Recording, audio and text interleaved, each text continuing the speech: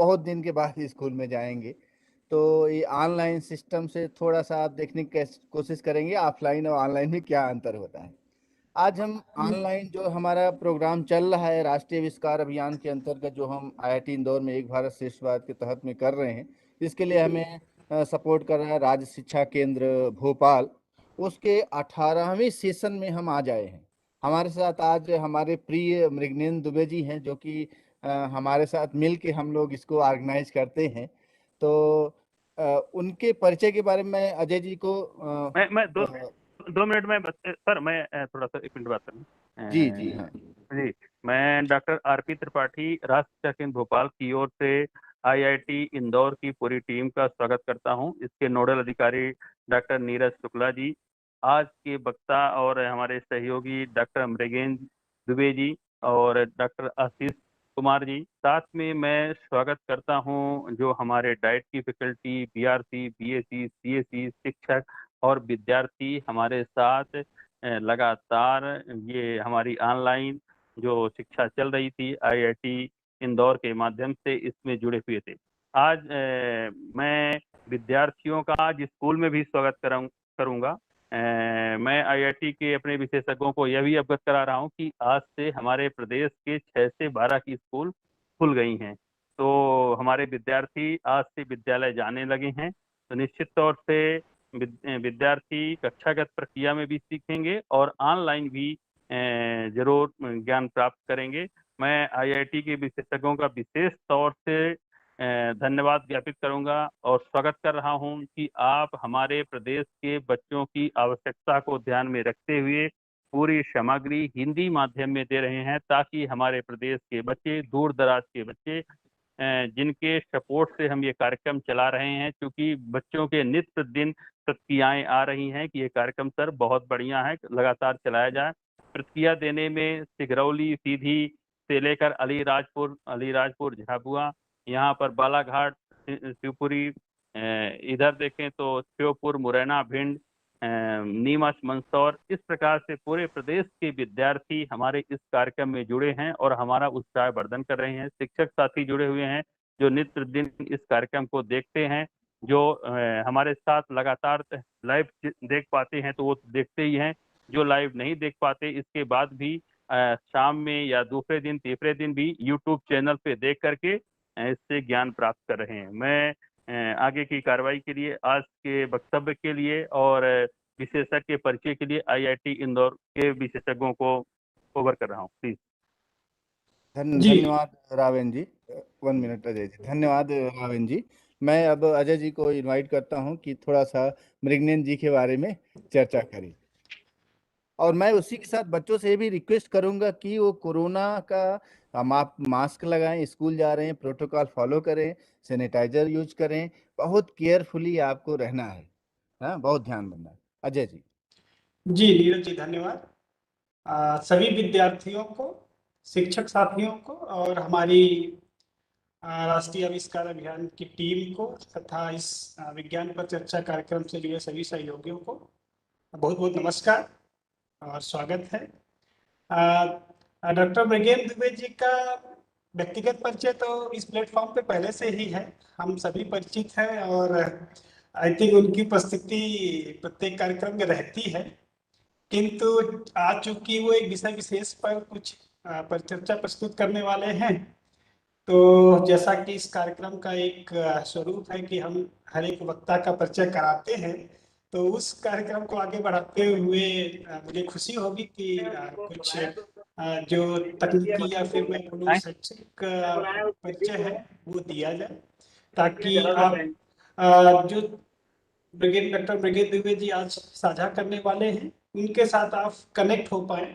और इसी सिलसिले में मैं एक पीपीटी शेयर करना चाहूंगा, ताकि कुछ रिटेन में रहता है तो थोड़ा सा बच्चों को ज्यादा आकर्षित करेगा। तो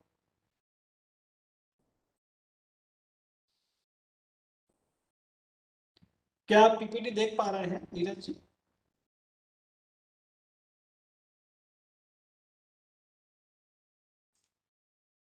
नीरज जी, क्या आप स्लाइड देख पा रहे हैं? जी, जैसा कि देख रहे हैं कि विज्ञान पर चर्चा कार्यक्रम की श्रृंखला चल रही है और आज के हमारे वक्ता हैं डॉक्टर मृगेंद्र दुबे जी, जिनका नाम प्रोनाउंस करना काफी कठिन रहता है और काफी यूनिक सा नाम भी है उनका। और चूंकि हमारे बहुत अच्छे मित्र हैं और हम डिपार्टमेंट में सहयोगी भी हैं, तो बहुत बड़ा अच्छा लगेगा उनके विषय पर अगर मैं कुछ शब्द कहूँ। तो अगर हम डॉक्टर दुबे जी के शैक्षिक परिवेश को देखें तो उन्होंने स्नातक की जो पढ़ाई है वो इलाहाबाद विश्वविद्यालय से किया है, जिसे अभी प्रयागराज कहा जाता है, और अकार्बनिक रसायन शास्त्र में उन्होंने अध्ययन किया। इसके बाद भारतीय प्रौद्योगिकी संस्थान गुवाहाटी में उन्होंने शोध कार्य के लिए ज्वाइन किया और फिर से अकार्बनिक रसायन शास्त्र में डॉक्टर ऑफ फिलॉसफी, जिसे आप पीएचडी बोलते हैं, उसकी डिग्री ली। साथ ही साथ इन्होंने 2006 में graduate aptitude test in engineering नाम से एक परीक्षा होती है जिसको आईआईटी कंडक्ट कराता है। भारतवर्ष में जो भी टेक्निकल इंस्टीट्यूट है उनमें उच्च शिक्षा के लिए एक तरीके से मैं बोल सकता हूँ ओपनिंग गेट है, जैसे गेट उसका नाम ही है। तो इस तरीके की एक परीक्षा है, उसको भी उन्होंने क्वालिफाई किया था। तो ये तो एक सिंपल सा था। उनका प्रोफेशनल एक्सपीरियंस काफ़ी अच्छे हैं और मैं थोड़ा सा एक्सप्लेन करूँगा कि पीएचडी के बाद उन्होंने ताइवान में लगभग 1 वर्ष तक शोध कार्य किया और institute of chemistry Academia of Sinica Taipei में है। इसके बाद वापस वो इंडिया आ गए और इंडिया में उन्होंने इंडियन इंस्टीट्यूट ऑफ टेक्नोलॉजी भारतीय प्रौद्योगिकी संस्थान बनारस बीएचयू को ज्वाइन किया और उनको यूजीसी ने पोस्ट डॉक्टरल फेलोशिप दी और जिस पर लगभग उन्होंने 2 साल काम किया। इसके बाद इनको एक डीएसटी इंस्पायर फैकल्टी अवार्ड मिला। मैं इस पर थोड़ा और प्रकाश डालना चाहूँगा क्योंकि ये एक आई थिंक हमारे बच्चों से लेकर भी संबंधित है। और डीएसटी इंस्पायर फैकल्टी अवार्ड कुछ ऐसे चुनिंदा लोगों को दिया जाता है जो किसी विषय विशेष पर कुछ शोध कार्य कर चुके होते हैं, जैसे पीएचडी किया हुआ है, फिर इसके बाद कुछ और रिसर्च किया और किसी एक पर्टिकुलर विषय विशेष पर आगे काम करने के लिए उनको department of science and technology है भारत सरकार का, उधर से एक फेलोशिप साथ ही साथ एक रिसर्च अवार्ड, 2 चीजें मिलती हैं। तो रिसर्च के लिए पैसा मिलता है, साथ ही साथ फेलोशिप के लिए पैसा मिलता है। तो ये कुछ चुनिंदा लोगों को मिलता है। तो डॉक्टर दुबे जी उस पर भी शामिल हैं, इनको डीएसटी अवार्ड मिला था 2014 में। इसके बाद 2017 से वो आईआईटी इंदौर में है as a assistant professor. Department उनका metallurgy engineering and material science है, धातु कर्म अभियांत्रिकी एवं पदार्थ विज्ञान विभाग बोलते हैं हम लोग हिंदी में। और 2017 से ये लगातार यहाँ पर कार्य कर रहे हैं और अभी पिछले कुछ दिनों में बहुत अच्छे शोध प्रस्तुत किए हैं, मतलब हम लोग रिसर्च आर्टिकल्स बोलते हैं, काफ़ी अच्छे जर्नल्स में। और इनका अगर आप रिसर्च की कभी बात आए तो आपको बड़ा मजा आएगा। मैं बच्चों से बोलना चाह रहा हूँ, लेकिन शायद आज हम वहाँ पर नहीं जा पाएंगे, कुछ अलग ये प्रस्तुत करने वाले हैं। बट अगर कभी मौका मिला तो मैं इनसे निवेदन करूंगा कि एक 15 से 20 मिनट का भी सेशन कभी बच्चों को उस एक्सपेरिमेंटल पे लेके जाए, शायद हम जोड़ पाएंगे बच्चों को, मुझे ऐसा लग रहा है। आई थिंक डॉक्टर दुबे बाद में इसको और क्लैरिटी देंगे कि जो मैं कहना चाह रहा हूँ। और अगर मैं अवार्ड की बात करूं तो बहुत सारा इनको यंग साइंटिस्ट अवार्ड मिला था 2017 में, international academy of physical science ने दिया था। इसके अलावा बेस्ट पोस्टर अवार्ड मिल चुका है इनको एक कॉन्फ्रेंस में 2016 में।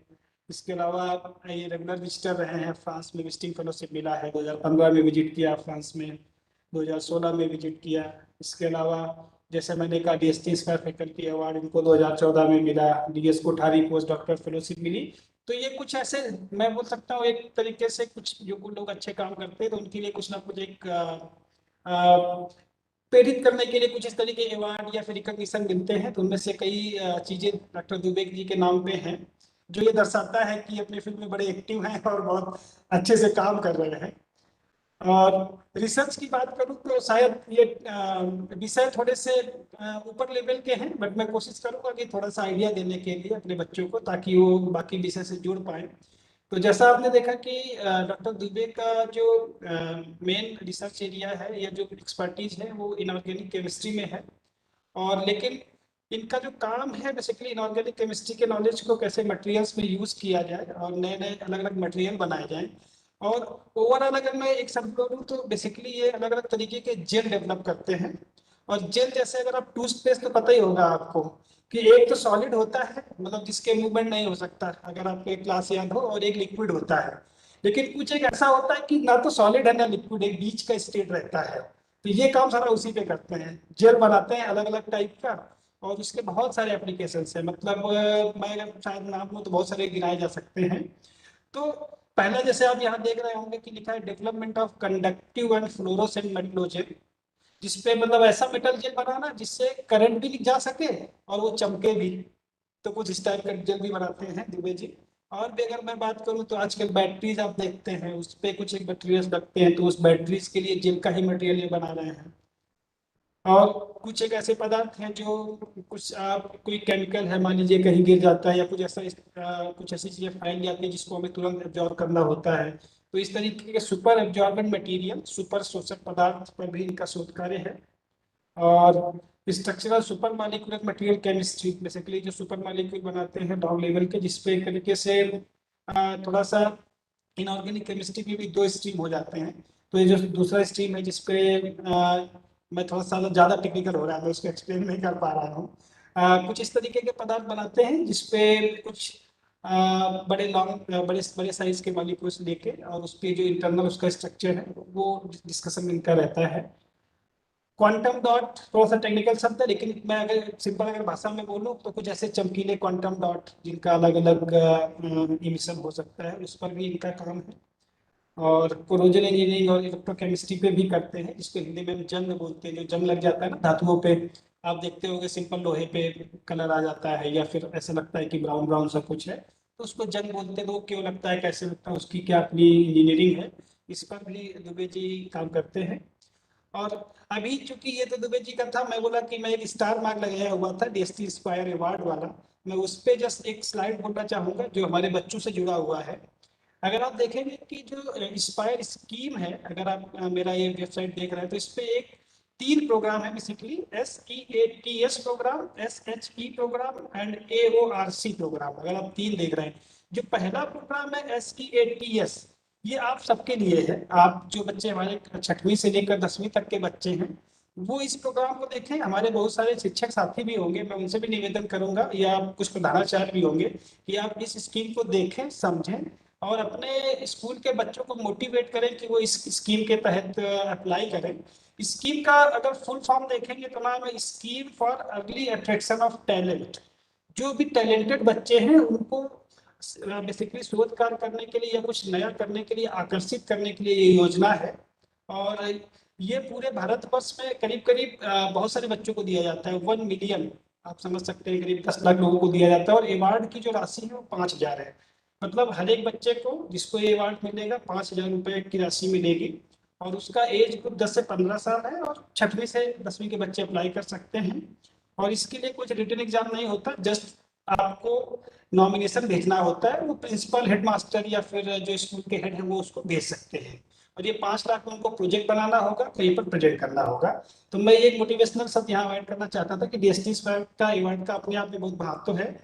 कक्षा 6 से लेकर इवन पीएचडी से लेकर फैकल्टी लेवल तक अवार्ड मिलते हैं। आप सारे बच्चे इस अवार्ड के लिए एलिजिबल हैं। अगर आपने कुछ एक नया इनोवेट करना है, कुछ ऐसा डेमोन्स्ट्रेट करना है तो आप अप्लाई कर सकते हैं। वापस आता हूँ, जैसा कि मैं बोल रहा था कि दुबे जी का रिसर्च बहुत इंटरेस्टिंग है, उसी से रिलेटेड आज ये कुछ अपने को जानकारी देंगे कि जो फिजिकल चेंजेस या फिर केमिकल चेंजेस होते हैं या ट्रांसफॉर्मेशन होते हैं वो क्यों होते हैं और कैसे होते हैं, उनके पीछे का साइंस क्या है। इस विषय पर आप डॉक्टर दुबे कुछ चर्चा करेंगे हम लोगों के साथ। तो इसी के साथ मैं डॉक्टर दुबे को आमंत्रित करूंगा कि आप जो भी आज का सेशन है वो आप लें और बच्चों को अपने विषय से अवगत कराएं। बहुत बहुत धन्यवाद अजय जी, बहुत विस्तार से मेरा परिचय कराए, बहुत बहुत धन्यवाद। तो ऑनलाइन माध्यम से जुड़े मेरे सभी नन्हे वैज्ञानिक मित्रों, उनके अभिभावक तथा शिक्षणगण को मेरा बहुत नमस्कार। तो मैं स्लाइड शेयर कर लूं।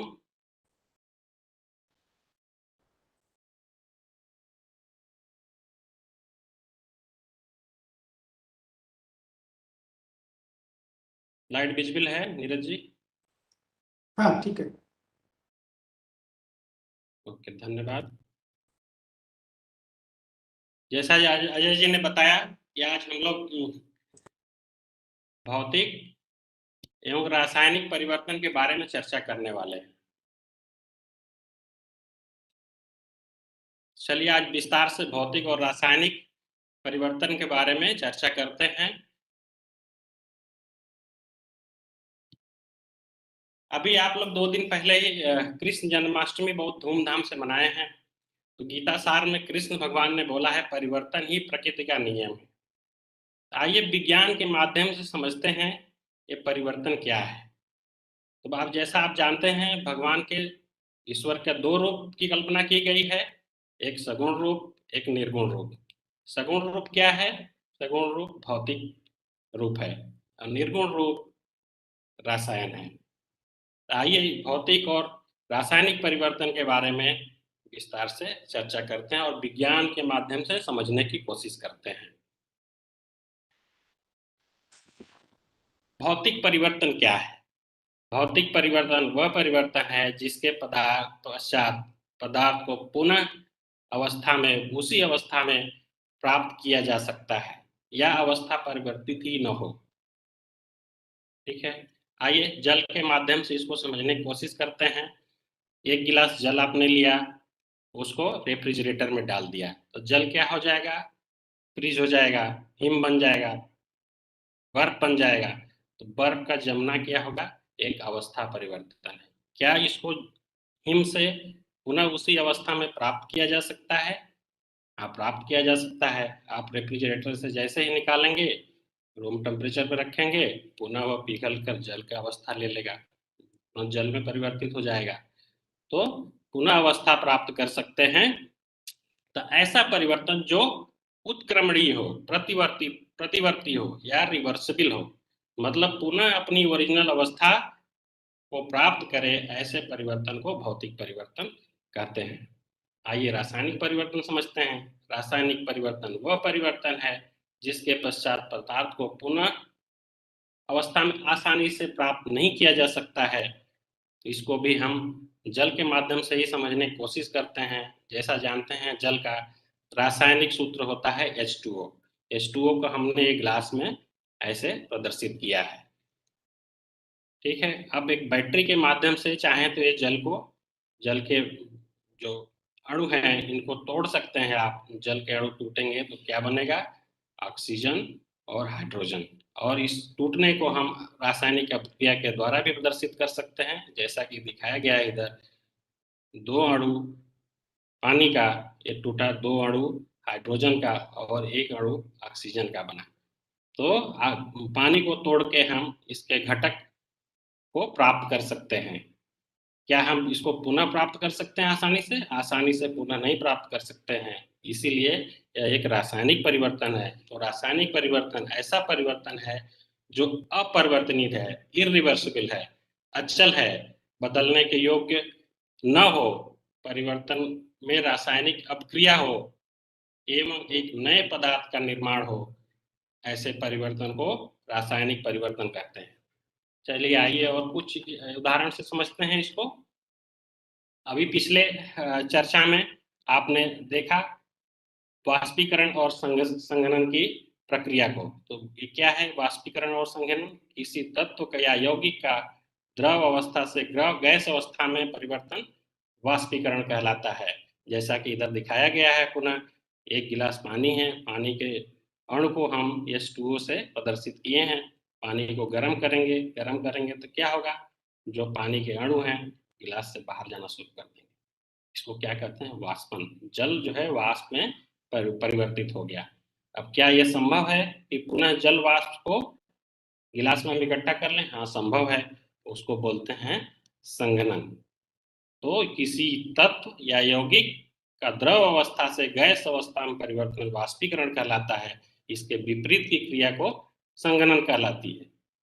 मतलब हम उसको गैस बनाए, ठीक है, गैस की वाष्प बनाए, वाष्प से फिर से जल की अवस्था में प्राप्त कर लिए, तो ये क्या हुआ? भौतिक परिवर्तन हुआ। जल का स्वरूप नहीं बहुत बदला। यहाँ भी अगर देखेंगे आप H2O है, और वाष्प में भी H2O है। इसमें कोई रासायनिक परिवर्तन नहीं हुआ, जस्ट एक अवस्था परिवर्तन हुआ है, लेकिन उसको भी हम पुनः प्राप्त कर सकते हैं ठंडा करके। तो यह एक भौतिक परिवर्तन हुआ। अब दैनिक जीवन में हमें अपने आसपास बहुत से परिवर्तन दिखाई देते हैं। आप उसकी एक लिस्ट बना सकते हैं, समरी बना सकते हैं और उसको उस भौतिक परिवर्तन और रासायनिक परिवर्तन में बांट सकते हैं। कुछ एग्जाम्पल इधर दिया गया है, प्रदर्शित किया गया है। इन परिवर्तनों में से एक या अधिक पदार्थ सम्मिलित हो सकते हैं। उदाहरण के लिए आपके घर में कोई बोलता है कि शीतल पेय बनाओ। शीतल पेय बनाने के लिए आपको पानी और शक्कर दिया गया है, बोला गया है इसको घोल के एक शीतल पेय बनाओ। तब जब आप चीनी को, शक्कर को पानी में घोलते हैं तो क्या होता है, ये किस प्रकार का परिवर्तन है? यह एक भौतिक परिवर्तन है। कैसे इसको प्रमाणित करेंगे कि यह भौतिक परिवर्तन है? घोल को, जो विलय आपने बनाया, उस विलयन को आप धीरे धीरे गर्म कीजिए, पानी जो है धीरे धीरे वाष्प में परिवर्तित हो जाएगा, उसके बाद आपको बचा हुआ चीनी वापस मिल सकता है। तो यह क्या हुआ, भौतिक परिवर्तन हुआ। पुनः उसी अवस्था को आप प्राप्त कर सकते हैं। अब इसी तरह से दूध से दही का जमना एक रासायनिक परिवर्तन है। कैसे रासायनिक परिवर्तन है? दूध में क्या होता है, आपको पता है, लैक्टोज होता है। तो बैक्टीरिया के मदद से लैक्टोज क्या होता है, लैक्टिक एसिड में कन्वर्ट हो जाता है। तो एक लैक्टिक एसिड में कन्वर्ट होता है तो दूध से दही जम जाता है। ठीक है, तो यह क्या हुआ, एक रासायनिक अभिक्रिया हुई। यह एक रासायनिक परिवर्तन है। अब मैं सवाल आपसे पूछूं, क्या दही से आप दूध पुनः प्राप्त कर सकते हैं? नहीं प्राप्त कर सकते हैं। तो यह क्या हुआ, यह इसमें नए नए पदार्थ का निर्माण हुआ है, नए घटक बने, और यह परिवर्तन अस्थायी परिवर्तन है, इसलिए यह रासायनिक परिवर्तन है। अब इसी तरह से कभी कभी दूध खट्टा हो जाता है। दूध का खट्टा होना भी इसी रासायनिक परिवर्तन का उदाहरण है। अब यहाँ पे दर्शाया गया है, एक रबड़ है, इसको आपने खींच दिया तो क्या हो गया, इसके रबड़ तो वही है, जस्ट आपने इसको खींच दिया है। ठीक है, तो ये क्या हो गया, भौतिक परिवर्तन है। आप जैसे ही रबड़ को छोड़ेंगे पुनः उसी अवस्था में आ जाएगा, तो इसको बोलते हैं भौतिक परिवर्तन है।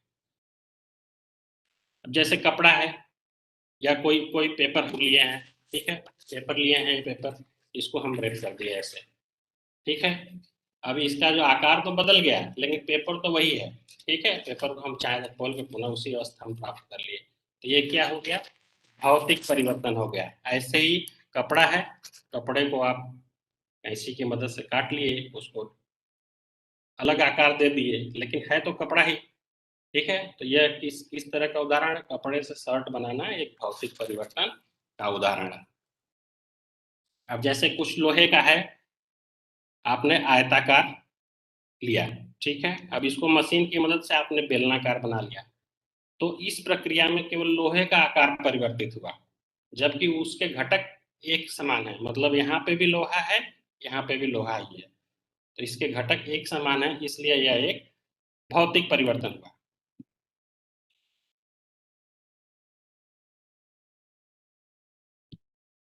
जैसे ही आप जिंक धातु है, जिंक धातु का पाउडर बना सकते हैं। एल्युमिनियम है, एल्युमिनियम की पन्नी बना सकते हैं, एल्युमिनियम फॉयल बोलते हैं। ये फॉयल जो है खाना को गर्म रखने में मदद करता है। स्टील धातु है, इससे अल्पिन आप बना सकते हैं। सोडियम एक सॉफ्ट मेटल है, सॉफ्ट धातु है, तो इसलिए इसको चाकू से भी आप काट सकते हैं। कॉपर धातु है, कॉपर से आप कॉपर के तार भी बना सकते हैं। सोना धातु से आप जानते हैं ढेर सारे गहने, सोने की अंगूठी बना सकते हैं। तो ये सब भौतिक परिवर्तन का उदाहरण है, जिसमें आकार तो परिवर्तित हुआ लेकिन ओरिजिनल जो घटक है, ओरिजिनल रूप है, वो वही का वही है। और भी उदाहरण समझते हैं इसको। जैसे केला है, आप केला को काट दिए आप चाकू की मदद से, तो केला तो यहाँ पे भी केला ही है, इधर भी केला ही है, जस्ट उसका शेप बदल गया है, आकार बदल गया है। ये क्या है, भौतिक परिवर्तन का उदाहरण है। जैसे लकड़ी से हम स्टूल बना सकते हैं, चेयर बना सकते हैं, तो ये क्या है, भौतिक परिवर्तन का उदाहरण है। यहाँ पे भी लकड़ी है, इधर भी लकड़ी है, ठीक है, तो इससे ये भौतिक परिवर्तन का उदाहरण है। आइए इस वीडियो को देखते हैं। हम लोग टॉप करेंगे ना यार, nothing is impossible. Nothing is impossible. ले, अब डाल दे इसको वापस अंदर। अगर मैं पूछूं कि ये वीडियो में क्या दिखाया गया है, ये भौतिक परिवर्तन का उदाहरण है कि रासायनिक परिवर्तन का उदाहरण है। इसमें पेस्ट पहले ट्यूब में था, ट्यूब से उसके मित्र ने इसको वापस इनके हाथ पर डाल दिया, तो यह एक भौतिक परिवर्तन का उदाहरण है। ट्यूब में था वो भी पेस्ट ही था, बाहर आया तब भी पेस्ट है, बस उसके आकार में परिवर्तन हो गया है। हम लोग टॉप आइए, पेस्ट जैसा अजय जी ने बोला कि मेरा कुछ शोध कार्य जो है जेल डायरेक्शन में है, जेल करते हैं, और अजय जी ने बहुत अच्छा एग्जांपल दिया टूथपेस्ट का। टूथपेस्ट का हम लोग देखें कि भौतिक परिवर्तन कैसे होता है। आइए टूथपेस्ट की मदद से हम रासायनिक परिवर्तन के बारे में भी समझते हैं। टूथपेस्ट को जब आप सुबह पानी के साथ अपने दांतों पे रगड़ते हैं आप, तो क्या होता है, झाग बनता है। झाग बनना क्या है, रासायनिक प्रक्रिया है। उसमें टूथपेस्ट में क्या होता है, सोडियम लॉरेल सल्फेट नामक एक यौगिक होता है जो वाटर के साथ, पानी के साथ और हवा के साथ रिएक्शन करता है और कोलाइड बनाता है। इसको झाग बोलते हैं, झाग बनना। तो पेस्ट से जो है, टूथपेस्ट से झाग का बनना एक रासायनिक परिवर्तन है। तो पेस्ट का दोनों उदाहरण हम लोग समझे, एक भौतिक परिवर्तन, एक रासायनिक परिवर्तन। तो आपने पिछली स्लाइड्स में देखा है कि जल को हम जमा सकते हैं, फिर ऊपर पुनः पुनः उसको पिघला सकते हैं। मतलब इसमें परिवर्तन के पश्चात कोई नया पदार्थ नहीं बनता, केवल उसके भौतिक गुणों में परिवर्तन आ जाता है। इसलिए हम लोग बोले थे ये भौतिक परिवर्तन है। अब आइए जल से ही कुछ और समझने की कोशिश करते हैं। पौधे क्या करते हैं, जल को शोषित करते हैं और कार्बन डाइऑक्साइड और सूर्य के प्रकाश की उपस्थिति में प्रकाश संश्लेषण की क्रिया करते हैं और अपना भोजन बनाते हैं। तो इस परिवर्तन के पश्चात नया पदार्थ बनता है और रासायनिक गुणों में परिवर्तन आ जाता है, नया घटक बनता है, नए यौगिक बनते हैं, जिससे प्लांट जो है, पौधे अपने ग्रोथ के लिए, वृद्धि के लिए यूज करते हैं।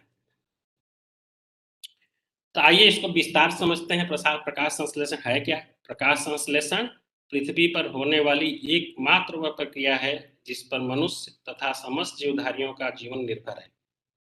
इस प्रक्रिया द्वारा हरे पौधे, शैवाल तथा हरित लवधारी जीवाणु,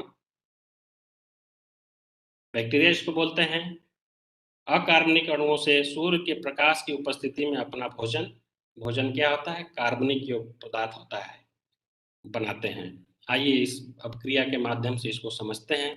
कार्बन डाइऑक्साइड और पानी की उपस्थिति में, सूर्य प्रकाश की उपस्थिति में पौधे क्या करते हैं, ग्लूकोज का निर्माण करते हैं। पौधों का भोजन क्या है, ग्लूकोज है, साथ में ऑक्सीजन गैस छोड़ते हैं जो हमारे लिए लाभदायी है।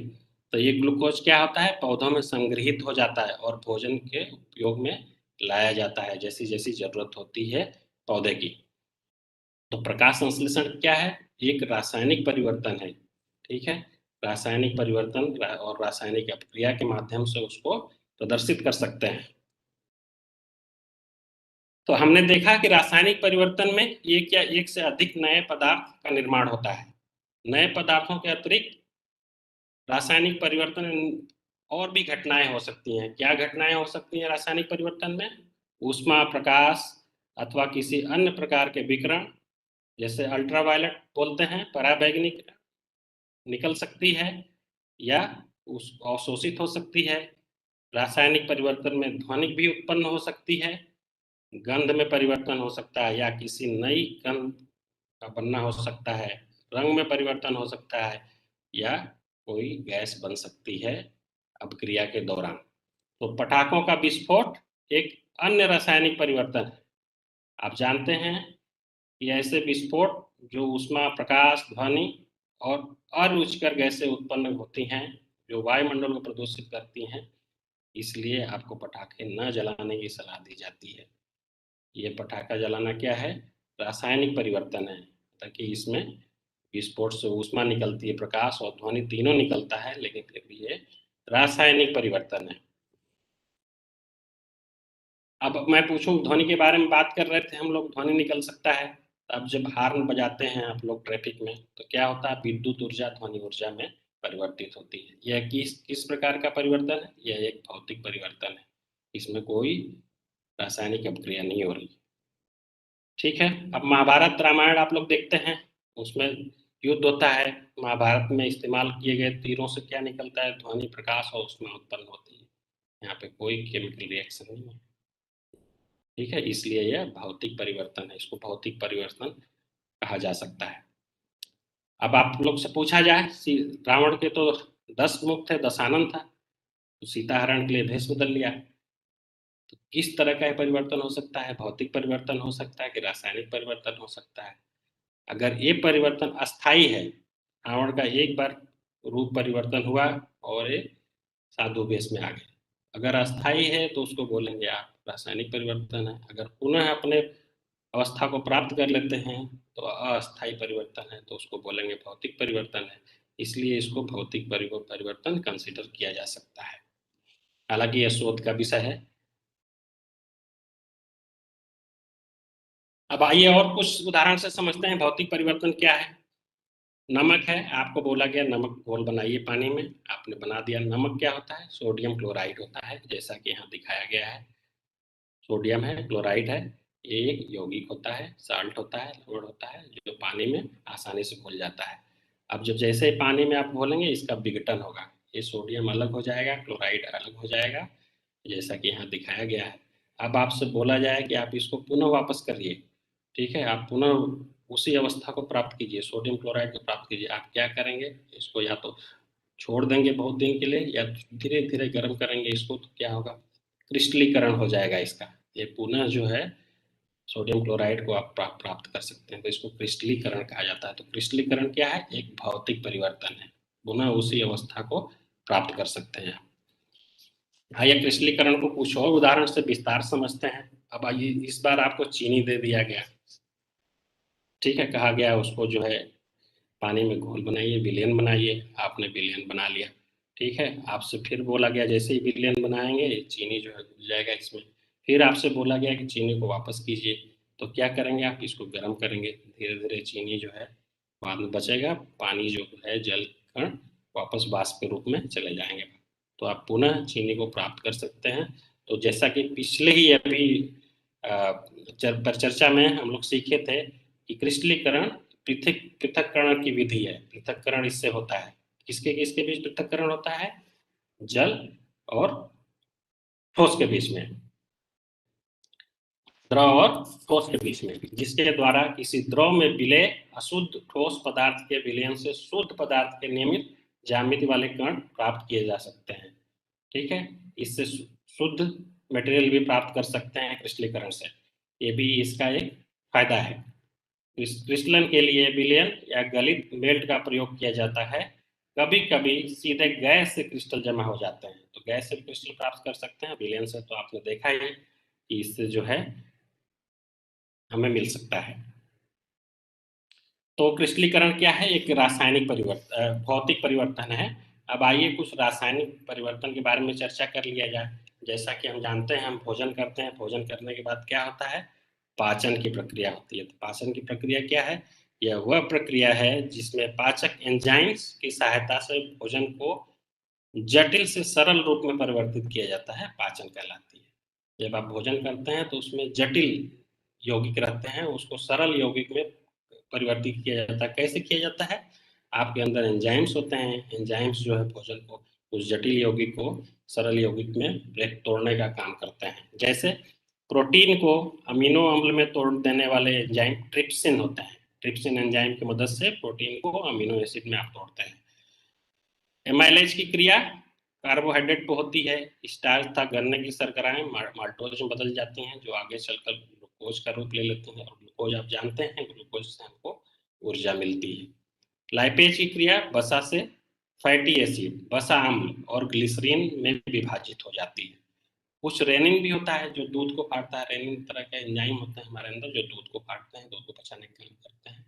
तो आपने देखा कि सरल जटिल यौगिक को सरल यौगिक में हम बदलते हैं पाचन से। तो इसमें क्या होता है? रासायनिक अपक्रिया होती है। तो ये किस तरह का परिवर्तन है?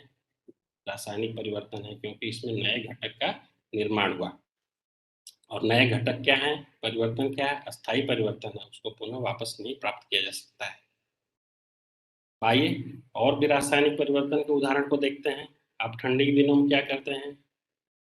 ठंडी से बचने के लिए आग जलाते हैं, या घरों में रसोई में आप देखे होंगे खाना बनाते हैं तो उसमें की भी क्या है? ईंधन की जरूरत पड़ती है। तो जैसे लकड़ी का जलना, लकड़ी का जलना क्या है? एक रासायनिक परिवर्तन है। कैसे रासायनिक परिवर्तन है? लकड़ी क्या होता है? हाइड्रोकार्बन होता है, ठीक है, कार्बन होता है, हाइड्रोजन होता है, इसमें ऑक्सीजन की मदद से जलता है। तो जलता है तो क्या बनता है? कार्बन डाइऑक्साइड बनता है, पानी कुछ निकलता है, इसको वाष्प बोलते हैं, और ऊष्मा निकलती है। और इस ऊष्मा को हम अलग अलग तरीके से अलग अलग कार्यों में यूज करते हैं, प्रयोग में लाते हैं। तो लकड़ी का जलना क्या हुआ? एक रासायनिक परिवर्तन हुआ। लकड़ी से हम टेबल बनाए थे तो क्या हुआ था? भौतिक परिवर्तन। अब उसी लकड़ी को हम जला दिए तो क्या हुआ? रासायनिक परिवर्तन। अब जैसा अजय जी बोले थे कि मेरा शोध कार्य कुछ कोरोजन पे भी है, जंग लगने का प्रक्रिया कैसे होती है उसको भी हम अध्ययन करते हैं।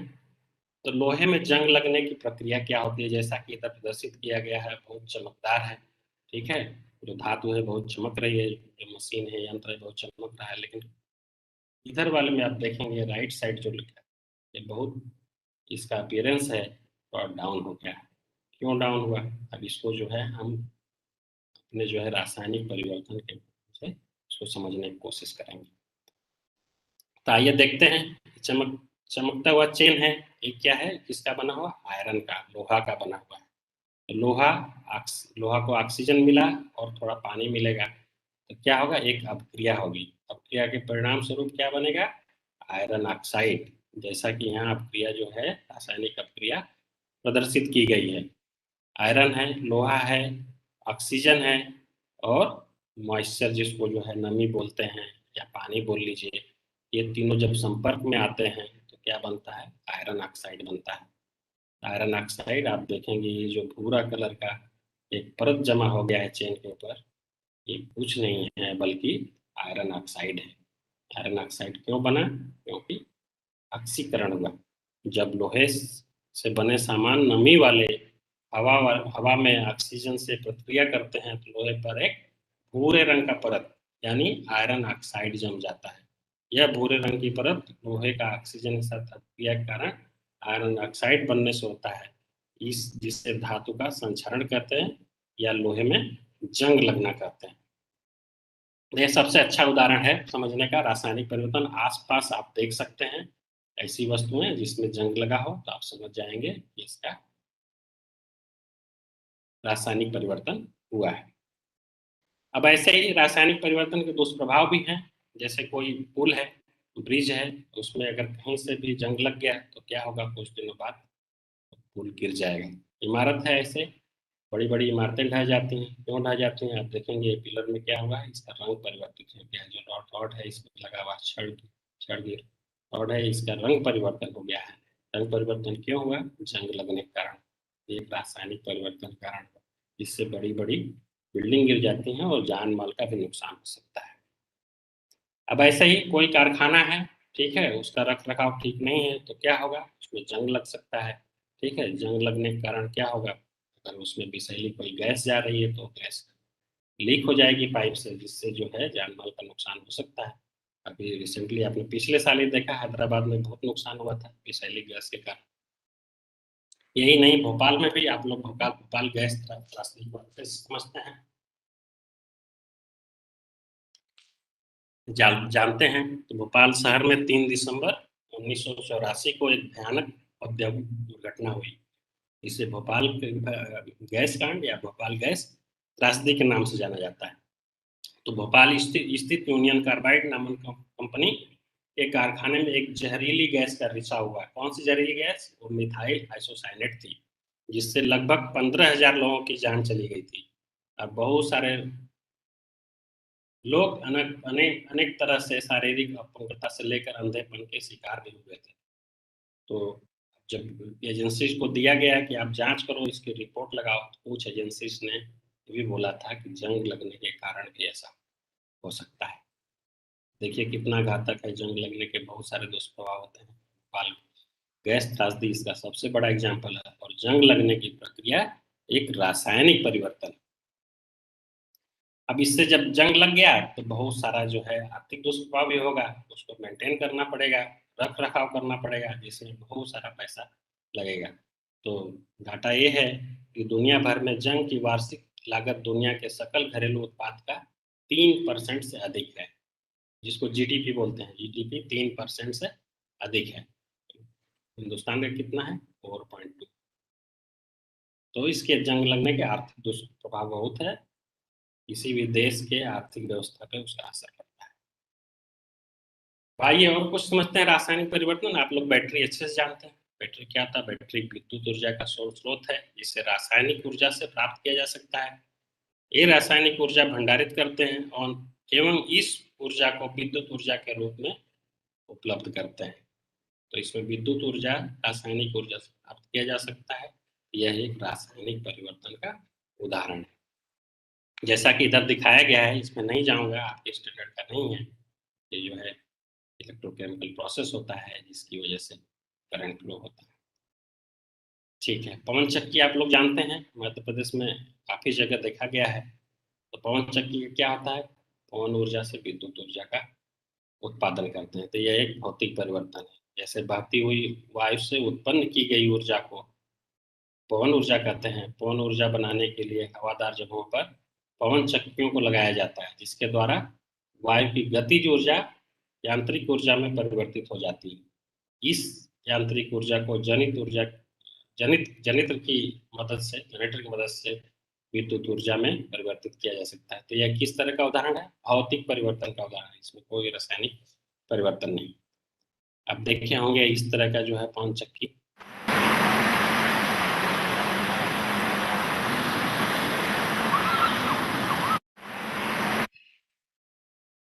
अगर मैं आपसे पूछूं कि मोमबत्ती का जलना भौतिक परिवर्तन है या रासायनिक परिवर्तन है, आपको उत्तर क्या होगा? मोमबत्ती का जलना रासायनिक व भौतिक परिवर्तन दोनों प्रकार का परिवर्तन है, क्योंकि मोम जो जल चुका है वह ऊष्मा व प्रकाश में परिवर्तित हो चुका है। उसे पुनः प्राप्त नहीं किया जा सकता है, इरिवर्सिबल है। अभी यह परिवर्तन क्या हो गया? अस्थायी हो गया। लेकिन जो मोम नीचे बन गया, जो पिघल के नीचे गिरता है, बच गया, उसका रासायनिक संगठन मोमबत्ती के जो ओरिजिनल संगठन है उसके समान, तथा पुनः उससे मोमबत्ती बनाई जा सकती है। तो यह किस तरह का परिवर्तन हो गया? भौतिक परिवर्तन।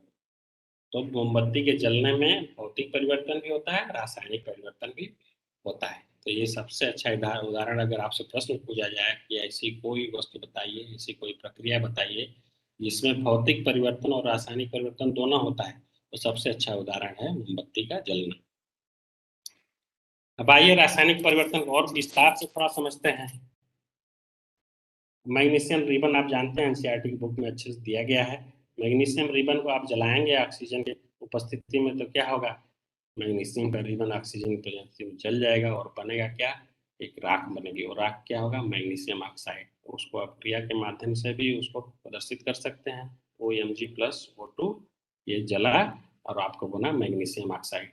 अब इस मैग्नीशियम ऑक्साइड को क्या करेंगे आप? अगर जल में घोल दिए उसको, ठीक है, तो क्या बन जाएगा? मैग्नीशियम हाइड्रोक्साइड का परिवर्तित हो जाएगा। तो मैग्नीशियम से मैग्नीशियम ऑक्साइड बना, मैग्नीशियम ऑक्साइड से मैग्नीशियम हाइड्रोक्साइड बना सकते हैं, जो कि एक रासायनिक परिवर्तन है। अब इसका यूज क्या होता है मैग्नीशियम हाइड्रोक्साइड का? मैग्नीशियम हाइड्रोक्साइड एक अकार्बनिक यौगिक है, जिसका रासायनिक सूत्र MgOH है। इसे मिल्क ऑफ मैग्नीशिया भी कहते हैं, क्योंकि जल में घुलकर यह दूध जैसा दिखता है। और इसका उपयोग पेट की अम्लता दूर करने के लिए किया जाता है।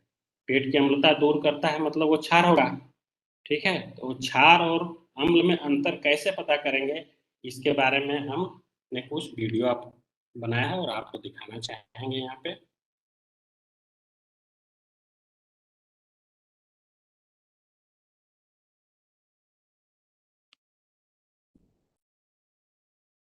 इस वीडियो में लिया गया है, नींबू लिया गया है, ठीक है, और इसमें सल्फ्यूरिक अम्ल लिया गया है और एक तरह क्षार लिया गया है, पोटेशियम हाइड्रोक्साइड क्षार लिया गया है।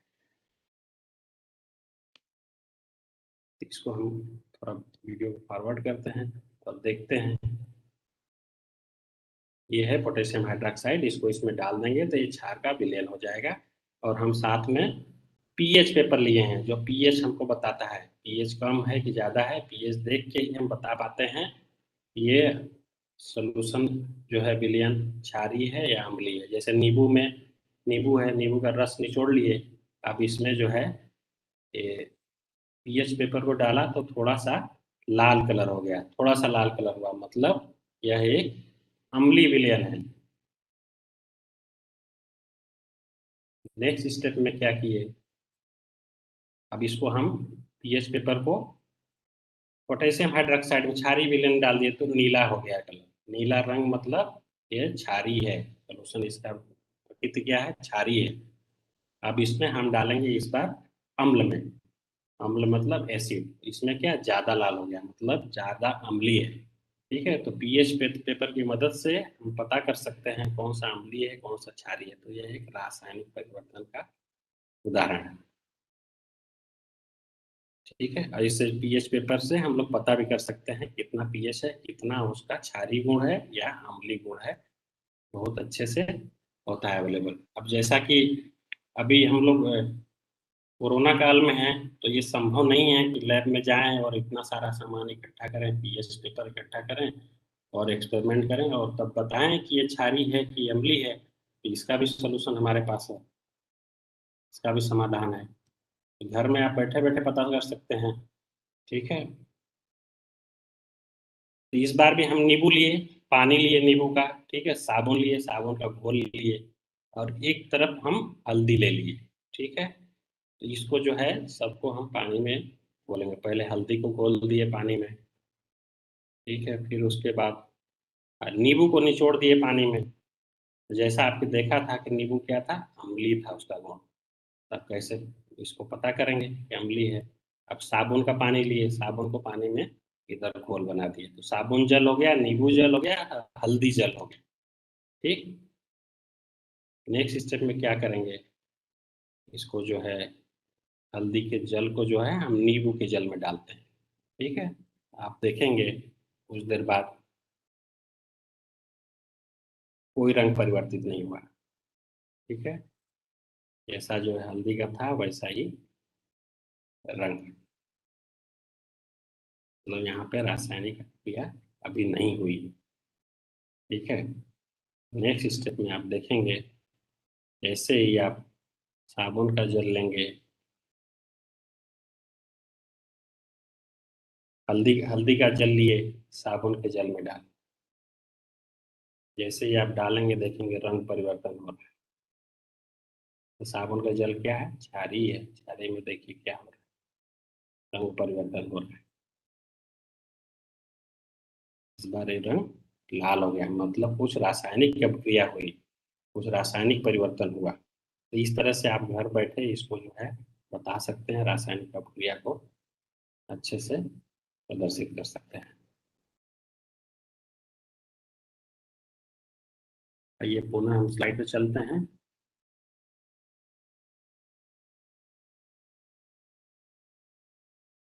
अब रासायनिक परिवर्तन के बारे में और कुछ समझते हैं। एनसीईआरटी की बुक में दिया गया है कि कॉपर सल्फेट आप जानते हैं, जिसको नीला तोता भी बोलते हैं, इसको जो है जल में विलयन बना लिए।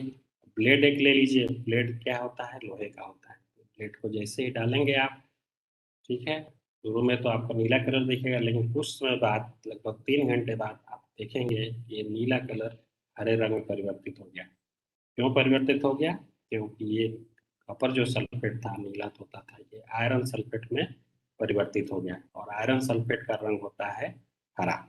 उसके साथ साथ आपको कॉपर का पूरा विक्षेप भी मिलेगा और देखेंगे ब्लेड का कलर चेंज हो गया है। ठीक है, ब्लेड का जो रंग था परिवर्तित हो गया है, पूरा विक्षेप उसके ऊपर परत बना लिया है। तो यह एक रासायनिक परिवर्तन है, इसको अच्छे से डेमोन्स्ट्रेट कर सकते हैं लेबोरेटरी में।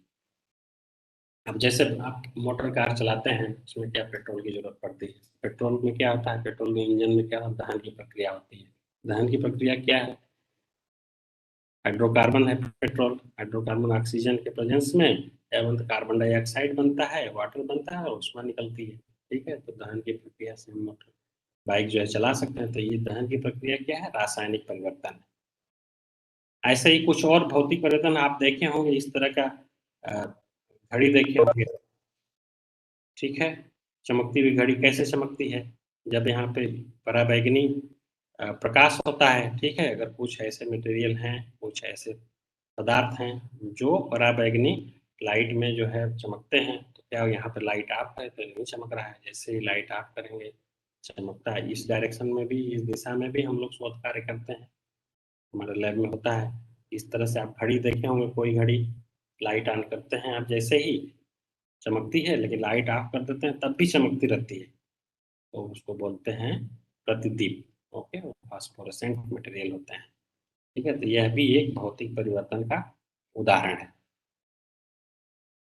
ये ऐसे ही जैसा अजय जी ने बताया कि हमारा काम जो शोध कार्य जेल पे भी है, जेल तरह की चीजें बनाते हैं। अब ये देखेंगे गैर प्रदीप्त विलयन है, नॉन फ्लोरोसेंट विलयन है। अब इसको जो है क्षार से हम जैसे ही अभिक्रिया करवाएंगे क्या बनेगा, प्रदीप्त जेल बनेगा। जेल भी बना, साथ में प्रदीप्त भी हो गया है, यहाँ पर नॉन प्रदीप्त गैर प्रदीप्त था। तो इस तरह का भी पदार्थ बना सकते हैं, विकसित कर सकते हैं, जो चमकता भी हो और जेल भी बनाता है। उस पर अलग अलग यूज भी हैं।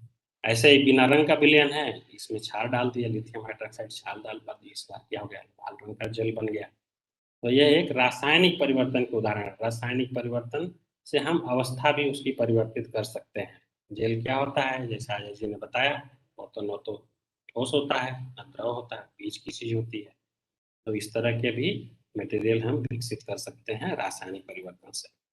अब आप क्या जानते हैं, यदि आप एक गिलास में पानी को अंतरिक्ष में उजागर करेंगे, अंतरिक्ष में लेके जाके ओपन कर देंगे, तो यह जमने के बजाय उबल जाएगा। हालांकि यह जल बाद में बर्फ में क्रिस्टलीकृत हो जाएगा। तो यह एक भौतिक परिवर्तन का उदाहरण है। अब देखिए, रासायनिक परिवर्तन हमारे शरीर में भी होता है, जैसे हम पाचन बताए। अब अगला क्या है, घाव भरना। घाव भरना का प्रक्रिया क्या है, रासायनिक परिवर्तन है। तो घाव भरना प्रक्रिया जिसके द्वारा चोट लगने पर स्वयं की मरम्मत करता है। सामान्य त्वचा में जो बाहरी परत होती है और भीतरी परत होती है, एक स्थिर दशा संतुलन में रहती है और बाह्य वातावरण के विरुद्ध एक रक्षात्मक अवरोध बनाए रखती है। ठीक है, आइए इसको विस्तार से समझें कैसे होता है। तो इसमें 4 स्टेप में जो है होता है प्रोसेस। एक रक्तस्राव स्तंभन होता है, खून बहने को रोकना है। तो हम इसी को अभी समझेंगे, ये कैसे रासायनिक प्रक्रिया है। आप जानते हैं जैसे ही चोट लगती है, जो रेड ब्लड सेल जो पार्टिकल होते हैं उसके अंदर जो कणिकाएं होती हैं खून में, वो बाहर आना शुरू कर देती हैं। तो उसको जो है रोकने के लिए क्या होता है, प्लेटलेट होता है बॉडी में। आपके शरीर में प्लेटलेट है, फाइब्रिन नामक प्रोटीन है।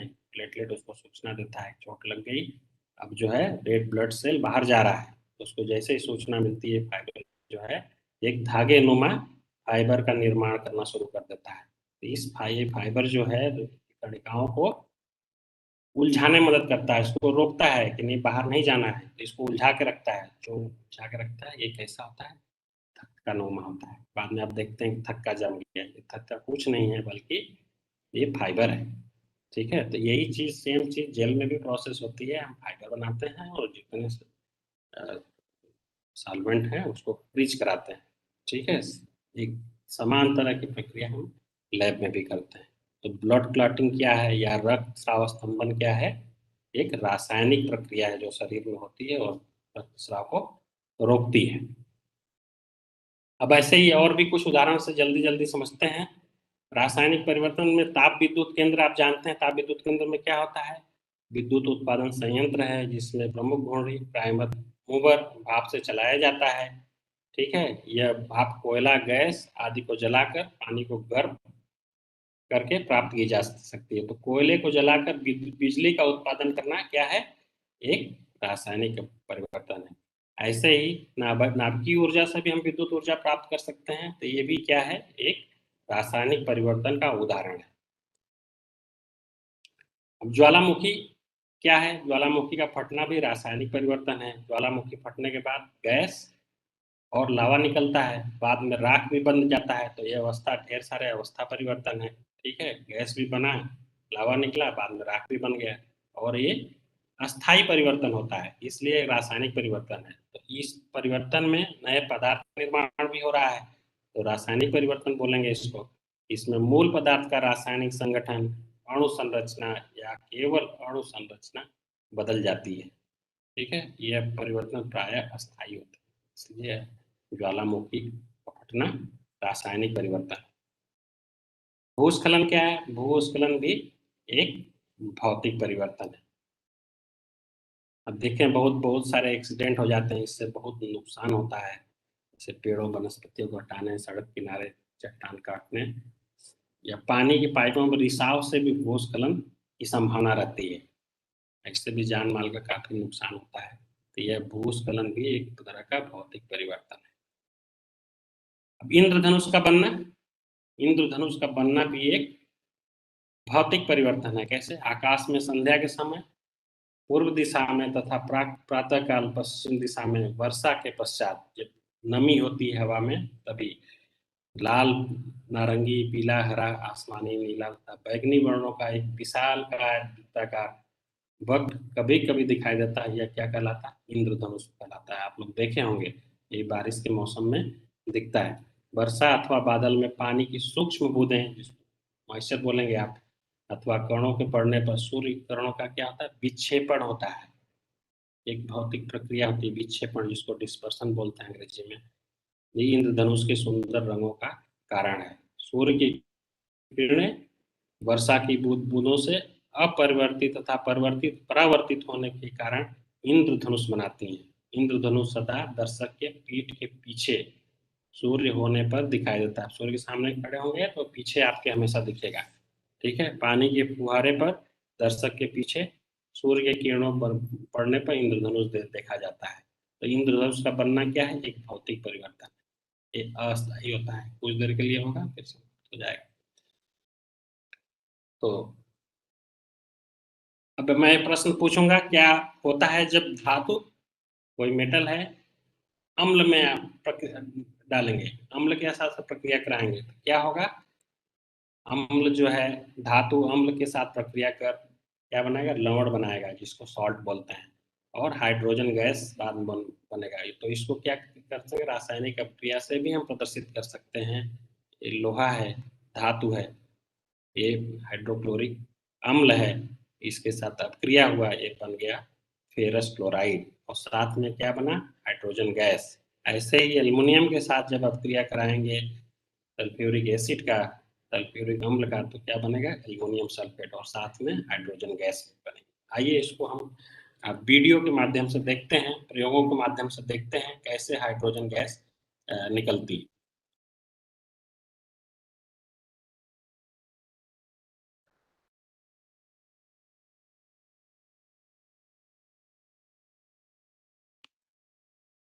तो क्या होता है जब धातु को अम्ल में डाला जाता है? तो हमने यहाँ पे जिंक ले लिया है और एल्युमिनियम धातु ले लिया है, जिसका ये दिख रहा है आपको।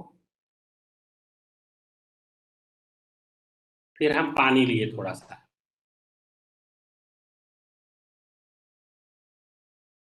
अब पानी में हम दोनों धातु को डाल दिए। देखिए कोई परिवर्तन हो रहा है? कोई परिवर्तन नहीं हो रहा है, कोई बबल नहीं निकल रहा है। क्या किए? इसको हम वापस कर लिए।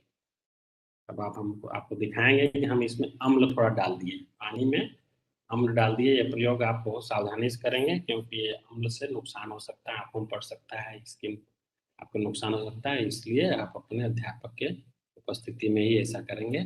ठीक है, अब इसका हम पीएच भी देख सकते हैं, यह जो है अम्लीय है कि क्षारीय है।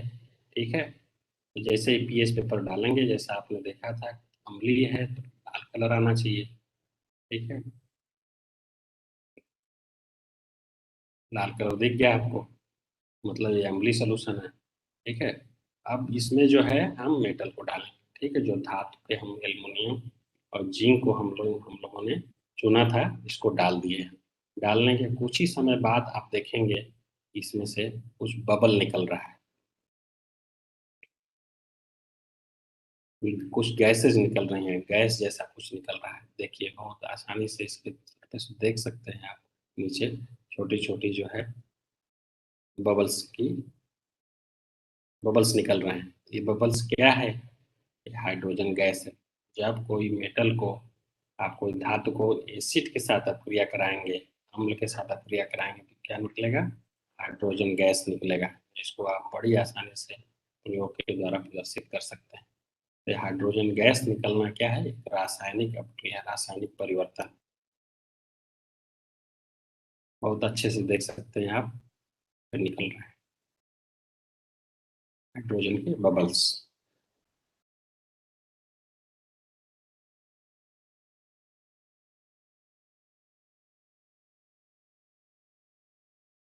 जैसे इसको दबाएंगे आप बड़े बड़े बबल्स निकलेंगे, क्योंकि गैस पीछे की तरफ जाने की कोशिश कर रही है।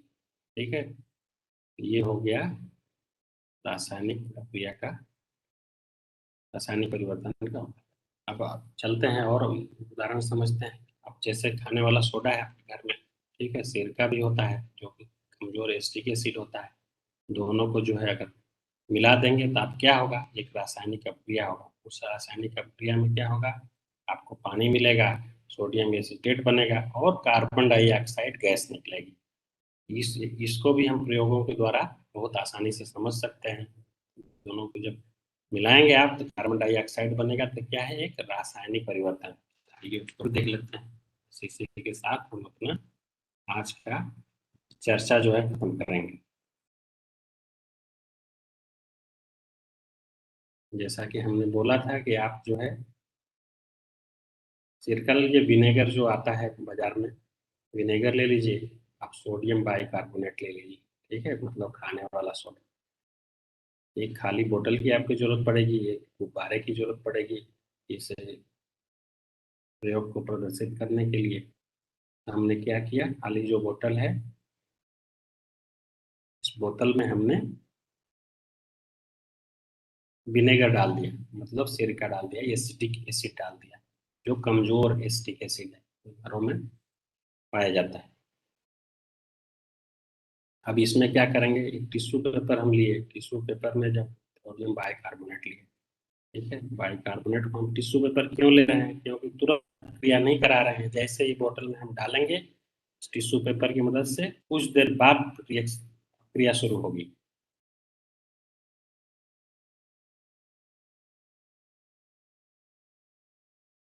तो ये मेरे पीएचडी स्टूडेंट हैं महोपिया मुखर्जी। मैं महोपिया मुखर्जी को धन्यवाद देना चाहूँगा, उन्होंने मदद किया हमारे प्रयोग को प्रदर्शित करने में। साथ में और भी हमारे शोध छात्र हैं, यीशु हैं, डॉक्टर मनीष कुमार हैं, लोगों ने मदद किया, तो मैं इन लोग को भी धन्यवाद ज्ञापित करना चाहूँगा। तो इसमें अपनी डाल दिया है, ठीक है, सोडियम बाइकार्बोनेट टिश्यू पेपर की मदद से अंदर डाल दिया है। अब ये जो बलून था हमारा, गुब्बारा था, इसको जो है बोतल के मुंह पे लगा देंगे जल्दी से, और आप देखेंगे कि अपने आप गुब्बारा जो है फूल रहा है।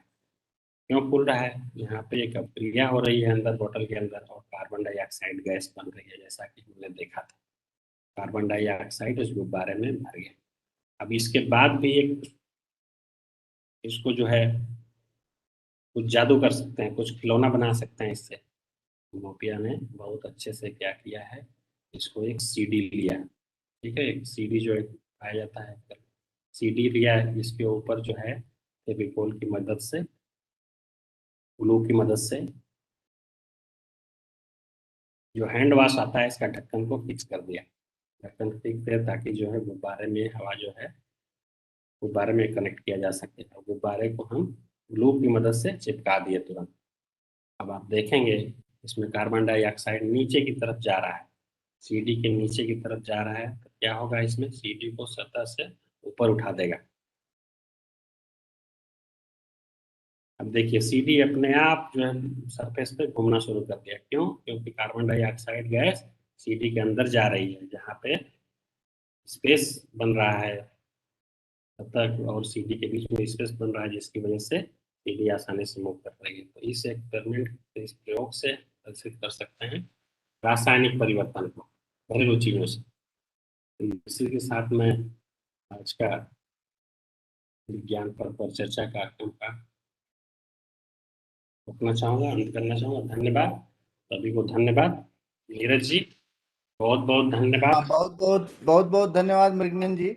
बहुत अच्छी तरीके से आपने भौतिक परिवर्तन और रासायनिक परिवर्तन के बारे में बताया। मुझे तो बहुत अच्छा लगा, बच्चे भी इंजॉय कर रहे हैं, और मैंने देखा कि केवल बच्चे ही नहीं, जो फील कर रहा हूँ कुछ टीचर्स भी और भी जो पेरेंट्स है वो भी अच्छे अच्छे गाइडेंस भी दे रहे हैं, जैसे कालू राम परमार जी, अनीता गार्गव, प्रतिभा उपाध्याय, नेपाल साहू, काफी लोग जुड़े भी हैं, अच्छे अच्छे कमेंट भी दे रहे हैं। सत्यनारायण सोलंकी, ब्रजेश गुप्ता, विशाल शर्मा, इस तरीके से बहुत लोग मतलब इस चैनल से जुड़ के चीजों को देख रहे हैं, आई थिंक श्योर ही ये लोग बाहर भी इसको शेयर करेंगे और भी बच्चों के पास पहुंचाएंगे। तो मैं बहुत बहुत धन्यवाद करता हूँ फिर से। मैं अपनी टीम का भी धन्यवाद करता हूँ, जिसमें प्रज्ञन जी भी हैं, अजय कुशवाहा जी भी हैं, आशीषा जी भी हैं,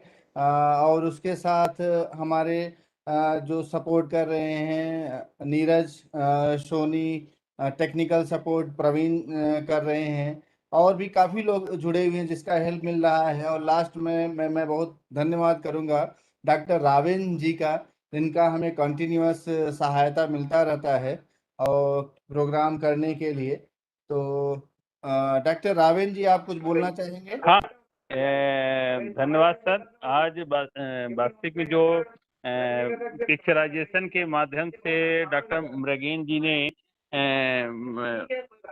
रासायनिक परिवर्तन और भौतिक परिवर्तन को दिखाया, इससे निश्चित तौर से हमारे यहाँ के विद्यार्थी लाभान्वित हुए हैं और उनके लायक ही जिस प्रकार से विद्यार्थी ज्यादा चित्र के माध्यम से ज्यादा समझते हैं, सर ने चित्र के माध्यम से ही समझाया और बहुत ही रोचक रहा।